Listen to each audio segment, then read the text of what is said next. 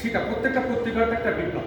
আপনি যদি 1914 সালে প্রমোদ চৌধুরীর যে পত্রিকাটা ছিল আমরা জানি সেটা কি যেন সবুজ পত্র ছিল কি চলিত ভাষার একটা বিপ্লব করে দিল। তারপরে পরবর্তীতে আছে কল্লোল। এই কল্লোল পত্রিকা 1923 সাল, আমরা অনেক কল্লোলের অনেক ইতিহাস আছে, সেখানে আমরা জানি একটা ধারা ছিল কি রবীন্দ্র রোমান্টিক সাহিত্যবিদরা আধুনিক সাহিত্যের যে ইস্টাবলিশমেন্ট সেটাই কল্লোল যে শিক্ষা ও বুদ্ধিমুক্তি আন্দোলনে ব্যাপক আলোচনার ব্যাপার। এখানে সম্মানিত আমাদের দুইজন আছেন তারা আলোচনা করবেন।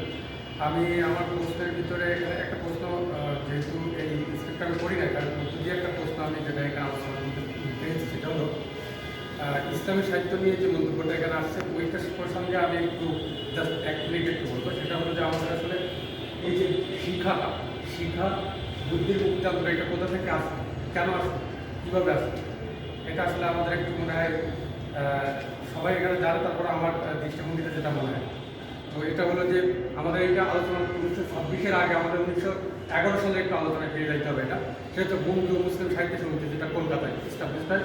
সেটাও আমাদের যিনি এই যে আমাদের মুসলিম সাহিত্য সমাজ যিনি প্রতিষ্ঠিত করে, এই বঙ্গীয় মুসলিম সাহিত্য সমিতিও তার ক্ষমতা তিনি প্রতিষ্ঠিত করে। কিন্তু বঙ্গীয় মুসলিম সাহিত্য সমিতিকে আসলে মুসলমানদের যে উদ্দেশ্যে তৈরি করা ছিল, এটা উদ্দেশ্য ছিল যে বাঙালি মুসলমান লেখকদের একটা ব্যানারে একত্রিত করা এবং আধুনিক বাংলা সাহিত্য চর্চা এবং বুদ্ধিমুক্তি চর্চার জন্য যে সেটাকে কত ভাগ সফল হয়েছিল সেটাও আমাদের একটা প্রশ্ন চিহ্ন থেকে যায়। তারপরে পরবর্তীতে এসে 1926 সালে মুসলিম সাহিত্য সমাজ প্রতিষ্ঠিত। এই মুসলিম সাহিত্য সমাজ প্রতিষ্ঠিত হওয়ার আগে এইটার একটা আমার কাছে যেটা মনে হয়েছে সেটা হলো এরকম যে এটা আমরা একটা 1828 সালে ফিরে যাবো। 1828 সালে আমরা ডিরিজুয়ের একটা ঘটনা জানি, সেটা কি, সেটা হলো যে এখানে ছিল ডিরিজুয়ের একটা ঘটনা আছে, সেটা হলো যে 1898 সালে ইয়ং বেঙ্গল, যেটা আমরা জানি। ইয়ং বেঙ্গলটা হচ্ছে সাম্প্রদায়িক নির্বিশেষে এক বিদ্রোহী নিয়ে আসে ইয়ং বেঙ্গলটা প্রতিষ্ঠিত হয়, কিন্তু ইয়ং বেঙ্গল একটা পর্যায়ে গিয়ে সেটা স্টপ হয়ে যায়। তো বঙ্গীয় আমি মনে করি 98 বছর পরে মুসলিম সাহিত্য সমাজ ডক্টর মোহাম্মদ শহীদুল্লাহরা 1926 সালে ঠিক ইয়ং বেঙ্গলের মধ্যে একটা বিপ্লবের ধারা নিয়ে আবির্ভূত হয়। এই বিপ্লবটা ছিল মূলত বুদ্ধির মুক্তি চর্চা। মুসলিম যারা সাহিত্যিক ছিল তাদেরকে নিয়ে ঢাকায় এই যে মুসলিম সাহিত্য সংস্থা এস্টাবলিশ করা, যেখানে বুদ্ধির মুক্তি আন্দোলন।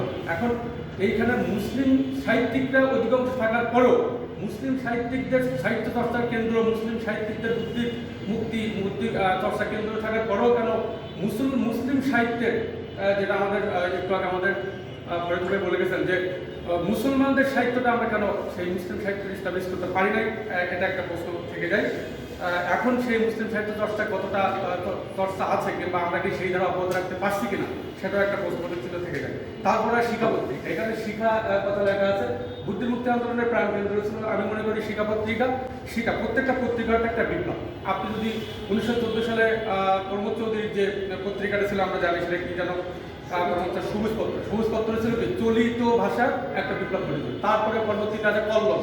এই কল্লোল পত্রিকা 1923 সাল, আমরা অনেক কল্লোলের অনেক ইতিহাস আছে, সেখানে আমরা জানি একটা ধারা ছিল কি রবীন্দ্র রোমান্টিক সাহিত্যবিদরা আধুনিক সাহিত্যের যে ইস্টাবলিশমেন্ট সেটাই কল্লোল করেছিল। শিক্ষা পত্রিকার যে মূল বুদ্ধির মুক্তি চর্চার প্রাণ কেন্দ্রে শিক্ষা পত্রিকাটা আবির্ভূত হয়, কিন্তু 5টা সংখ্যা পরিগণিত হয়। এই শিক্ষা পত্রিকাকে আসলে আমাদের সেই মুসলিম সাহিত্যের যে উদ্দেশ্যে সাহিত্য সংস্থা গঠিত হয়েছিল সেই উদ্দেশ্যে এই শিক্ষা পত্রিকাটা আমাদের কতটা পূরণ করতে পারছিল এবং সেই ধারাটা পরবর্তীতে আমরা অব্যাহত রাখতে পারছিলাম কিনা, এটা বিরাট আলোচনার বিষয়। আমাদের গুণীজনরা আমি কি প্রশ্ন বুঝাইতে পারছি কিনা জানি না, যতটুকু পারছি আশা করি আমি সঠিক উত্তর পাবো।